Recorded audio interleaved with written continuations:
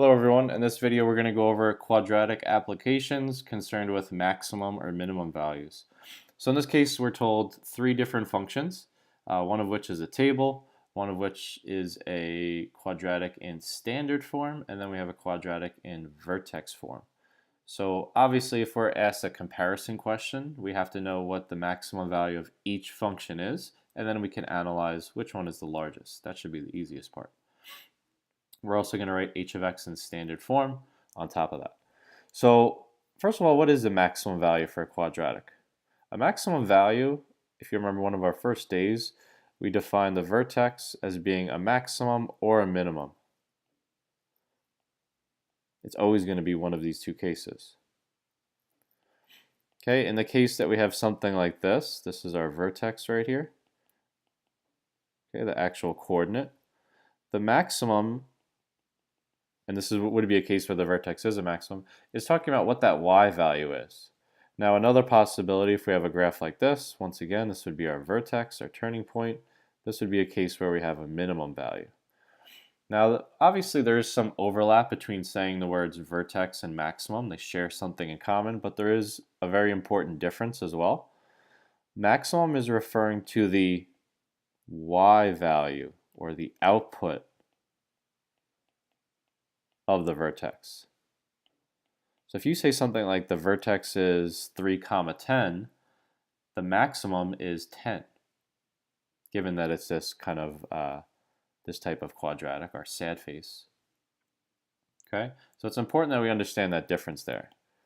I know it sounds rather silly, or what's the big deal, but it is an important difference. All right, so let's start.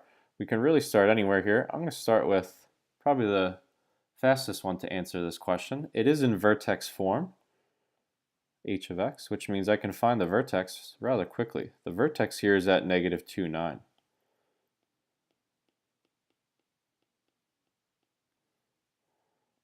Okay, and like we just discussed, that makes the maximum value 9. We don't really care about the -2 in this case. The largest output h of x can create is 9. All right, and we'll obviously revisit h of x a little bit later on when we want to write it in standard form, but for now, that was pretty quick. For g of x, we have a little bit more work to do. We can't just pull out like 4, 8 or something and say that's the vertex. It is in standard form. We could do a few different things here. I'm going to go ahead and start with this. This would be a formal way to find the vertex, or the axis of symmetry at least. A, B, C. A, B, C is not used here, but good to know. So I'm finding my axis of symmetry, which will tell me my x value of my vertex. And then I could just simply plug that in to find the corresponding y value, which will be our answer for the maximum. That's going to be 1. Now obviously I could have kind of skipped all of this depending how much work I want to show or exactly what I want to show by simply typing this in.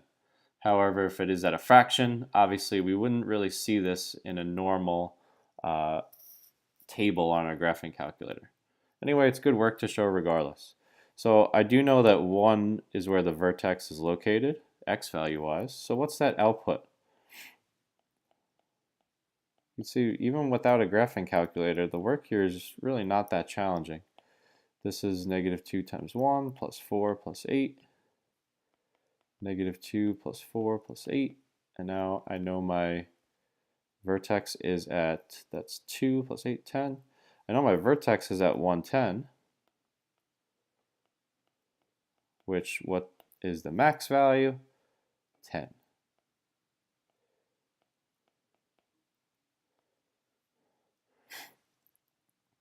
Okay, and last but not least, our table. Now, it is important, obviously, we understand that it's output, so we really only care about this side of the table. We could care less about the x values. And if you scan through these outputs, we're looking for the maximum. It appears that the maximum is 10. And most people would probably agree.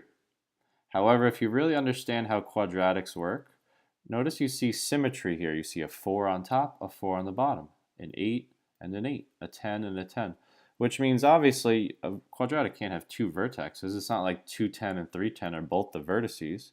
What we really have going on here is, let's just say this is one point, this is the other. We're given these. So what do we know? Even though we don't know exactly where the vertex is, if this is 210 and this is 310, what do we know about the maximum?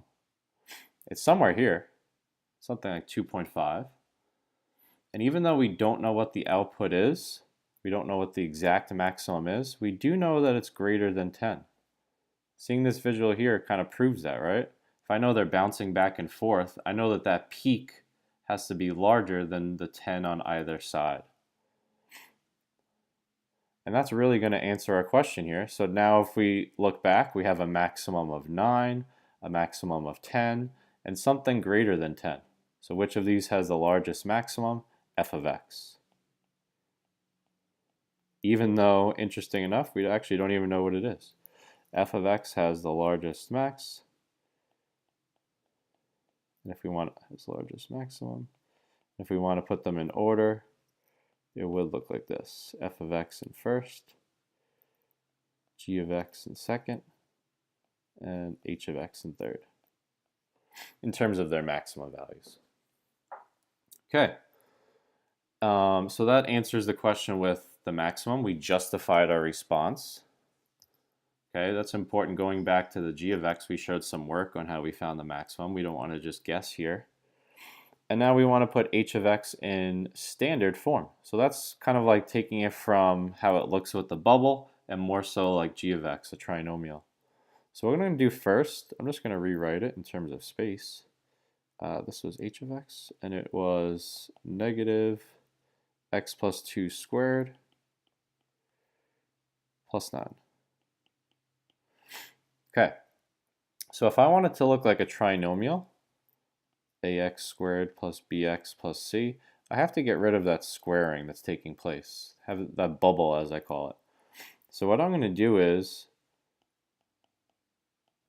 this helps for people that have trouble with seeing what squared really means, or maybe just write the obvious x squared plus 4. That is clearly incorrect. X plus 2 squared really means x plus 2 times x plus 2. Also, don't forget about the negative sign here. So you can welcome a box method if you like. Some of you can do your FOIL if you're a little bit more confident with that. X plus 2, x plus 2. Really what I'm doing is double distributing. X squared, 2x, 2x, both positive, and then plus 4. Okay. Now notice how I'm writing my answer. I'm going to combine the two 2x's to get 4x. I'm writing my answer in parentheses. Why? Don't forget there was really a negative sign out front, which is really saying negative 1 times all of this. If I just write x squared plus 4x plus 4 without the parentheses, really I'm probably only going to make this negative, and I'm going to forget about the fact that the 4x and the 4 also have to get multiplied by this. So I want parentheses there, and now I could actually say, all right, let's do this multiplication. So I said that negative 1 can be a little tricky, that negative sign. Plus 9. And finally, we have minus 4x. The plus 9 also don't forget about. People usually get so hung up on the box method, they forget about the constant that was outside. Now this is a nice question to check, and this was h of x. Being that you didn't really create anything new, you can simply type in what you originally had, what you just found, and either graphically or table-wise, you can verify that they will match. If not, you made some type of algebraic error. So this wraps up quadratic applications, maximums, vertex form, and standard form. Thank you for watching.